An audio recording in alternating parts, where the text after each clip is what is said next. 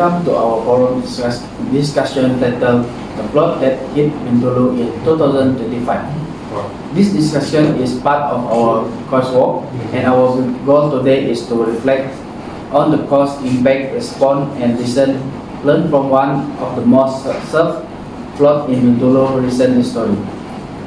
Joining me today and my fellow friend group member, Elisen Jang, who will talk about background and cause, and Jabul focusing on damage and socio-economic impact. Aryawi, who will speak about emergency response and the community involvement.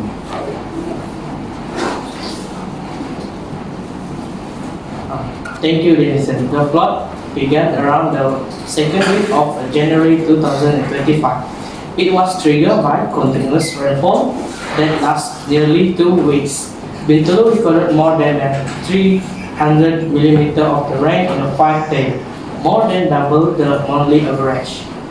What made it worse? The combination of high tides and again drainage system. Some area, especially low-lying ones like Tanjung Kidurong, will flood within hours. Rivers like Sungai Kemenau and Sungai Sibiu overflowed the banks, causes of severe floodings. Edison, do you think climate change play a role in this? Absolutely. We're seeing a pattern of a more extreme weather in recent years. The rainfall intensity was higher than usual and unpredictable. We must acknowledge the climate change as a real threat, not just globally, but it's our own backyards. That's a good point, Edison. As the rain continued, the damage escalated quickly. More than 2,000 homes were affected, including apartments, kampong house, and business premises. Electricity supply in some areas was cut off for the safety reasons. I spoke to a family from Jalan Sibiu. They said the water rose to waist level in under 3 hours, and they barely had time to save their important document. Their children had to miss school for nearly 2 weeks, and they are still recovering from the losses.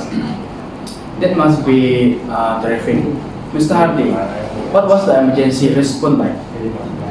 Yes, ma'am. The Sarawak Disaster Management Committee quickly setting up temporary shelter at school and community hall.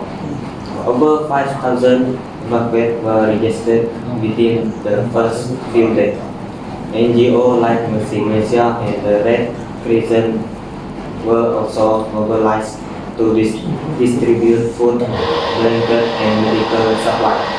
However, coordination between agencies could be better.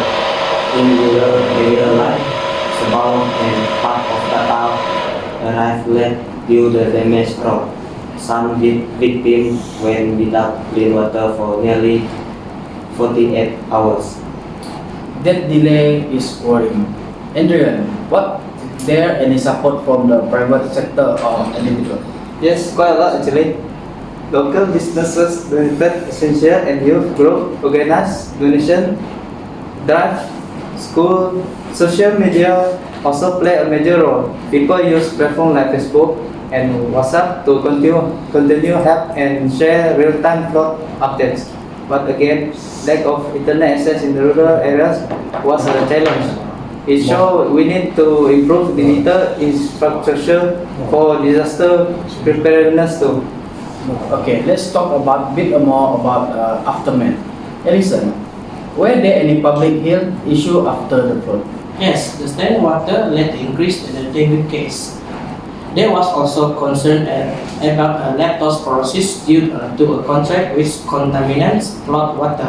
Clinics report more patients coming in skin infection and fever. And let's not forget mental health. Many flood victims was traumatized. Some lost their entire livelihood. Imagine working hard for years and seeing it all destroyed in one night. That's true. Economically, many small businesses couldn't reopen immediately. The repair costs were overwhelming. Even though some government aid was given, it wasn't enough to cover everything. So what can be done to reduce the risk of another flood like this in the future? Infrastructure upgrade are a key is a bigger trend.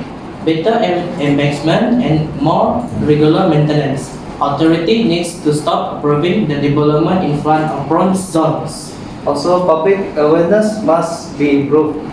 People should know what to do when warning are issued. We need more drills, especially in school and community center.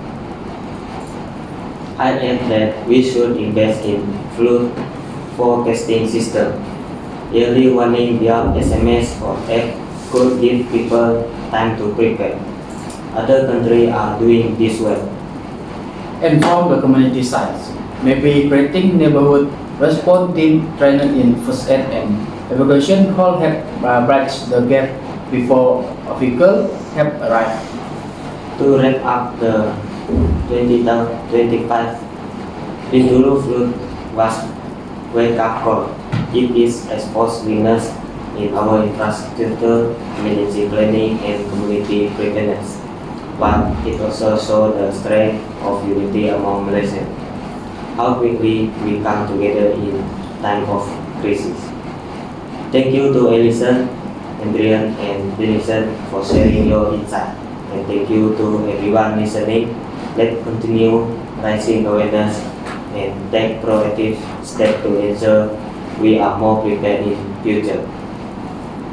That conclude our forum.